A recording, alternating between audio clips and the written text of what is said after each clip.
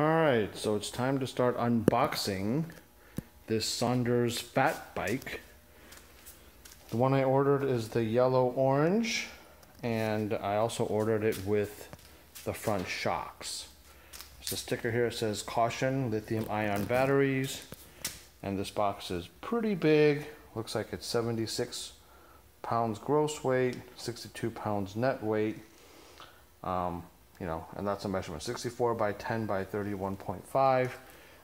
It's definitely too big for one person unless you're really, really strong. Two people can lift it just fine. Or if you have a dolly, you're just fine as well. So I am going to start opening these. And let's see what's inside.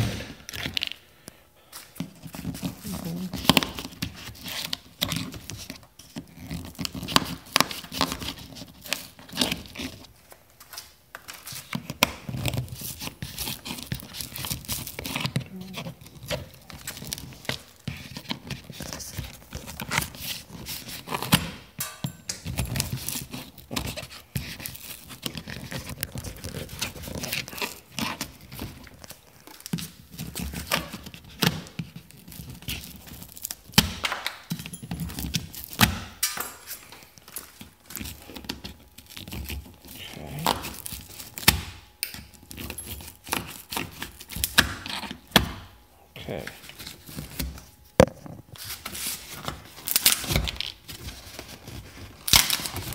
So in addition to this stuff, it's also glued on pretty tightly, so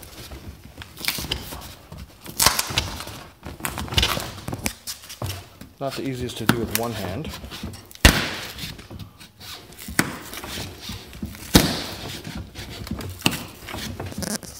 With two hands it's a little bit easier, but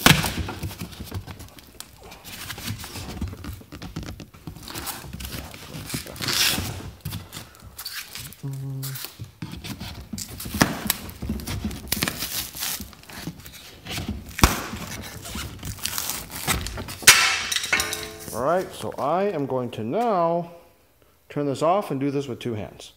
Okay, so this is the result. The glue here was really, really tight, and I basically had to wrestle with it to get it off. The glue on the other side wasn't too bad though, so I was able to pop that off. This is the part I had to really destroy to get open. So I am now ready to actually open this box. So as you can see here, it says do not assemble until you go to www.gosondors.com for assembly instructions. Yeah, I don't need to do that, I don't think. So here you can see the big wheel. Definitely looks like I have the one with the shocks, so they got my order right. And here is the back wheel. So this is essentially the length of the bike. Goes from the back wheel up to the front stem. And we have the front wheel here. And we have this triangular box here. So obviously this looks like the saddle and the seat right there. This, I'm guessing, is a battery or a charger or something along those lines.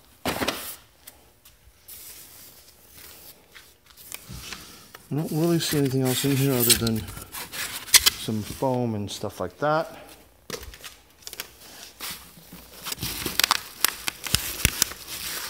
This is what looks like the handlebar.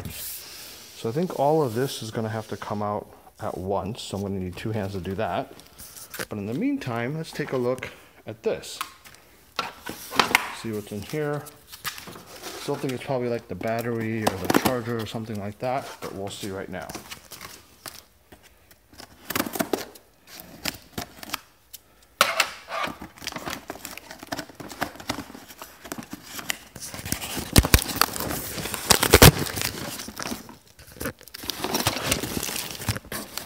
Alright, so it looks like it's stuff like reflectors. Oh, the pedals are right there. And anyway, so this is probably the charger. but let's take a look. Yep. So here we are, a battery charger.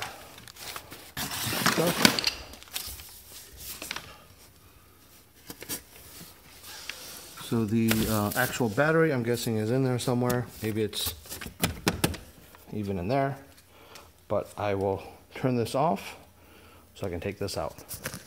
The easiest way for me to take this out is not to take everything out at once, but to cut these zip ties here and then take these things out one at a time.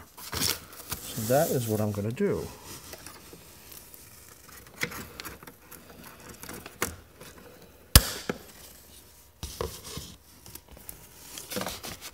That's just a heat tube.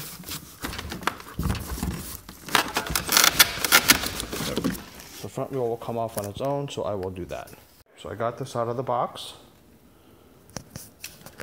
Got the front wheel off.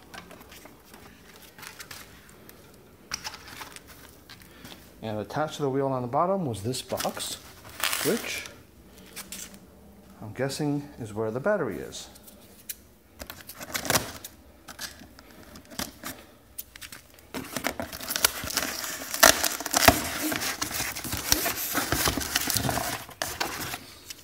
And that is right, there it is.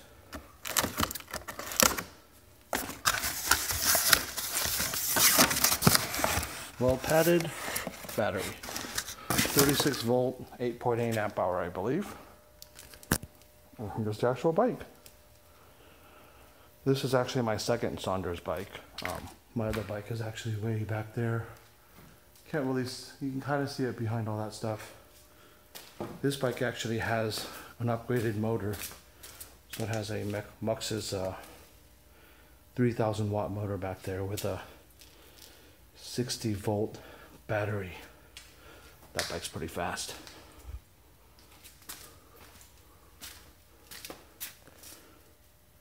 Yep. But anyway, back to this bike. So essentially at this point, I will attach the front wheel up there, take this stuff off, attach the handlebar, put the seat in, pedals, should be more or less ready to go. I did read online that sometimes things like the bearings and stuff like that need to be redone, but I'll test it out first and see if it needs to do that. But otherwise, looks fairly straightforward. Okay, so the first thing that I did was I straightened out the stem up here to make it straight. It was off to the side. Unscrew the top, unscrew the sides, loosen that and make it straight. Unscrew these four screws here and attach the handlebars. So, and then, you know, cut out all the plastic and all that. The rear brake is already connected to the disc. You can kind of see it moving back there. And now I'm going to install the front tire right up here. Take all that plastic part off. There's a disc brake right there. This, I'm guessing, is probably like brake cable. So at that point, everything will be connected in, and this bike should be more or less ready.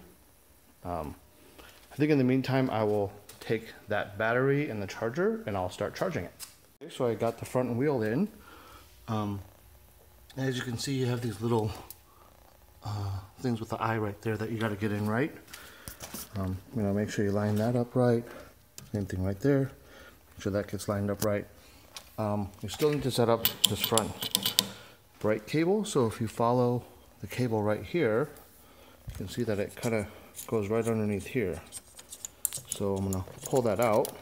Yep, there it is. So as you can see, this comes off, and all we really have to do here at this point is stick that in there through that. So I'm gonna do that. Out of the factory, these came, this is pretty loose like that. So you see that goes up and down. This one is too. So we want to move these to something that's pretty comfortable. And after that, this bike, I believe, is ready to go. So I connected the brakes. As you can see right here, in order to get the brakes connected, you do have to unscrew that to loosen this up to give it some play, so that when you do insert the brake cable right here into that thing right there, focus, is it going to focus? I don't know, but either way it'll go in right there. Get that in there, and then you know, then you got to lift this up a little bit to tighten it, and then at that point test out your brake cables. You want them to be sort of like that, where when you do engage the brake, you don't want this to touch your handlebars. And this one I didn't touch, and sort of out of the box it comes like that. So the next thing I'm going to check here is, since I do have a little bit of space before it hits the handlebars, if I spin this around and it sounds like it's scraping a little bit, then I'll probably loosen that cable just a little bit, so that maybe this, when I close it, this will maybe come up to like here or something. But otherwise, this bike is installed. Just got to put the pedals on, take all this stuff off, put the seat on, you know, get a saddle on there, and that's the easy stuff. So total time all in all, I don't know exactly how much time had gone by, but probably about 20 minutes.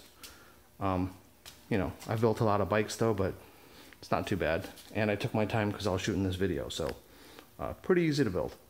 Wow, that was more work than I thought it would be to get all that styrofoam and plastic and foam and all that kind of stuff off, but they certainly did a good job protecting this thing. I don't see any major blemishes. There's a little bit of some paint that had been chipped right here, but other than that, I mean, I haven't gone through the bike with a fine-tooth comb, but it looks pretty clean.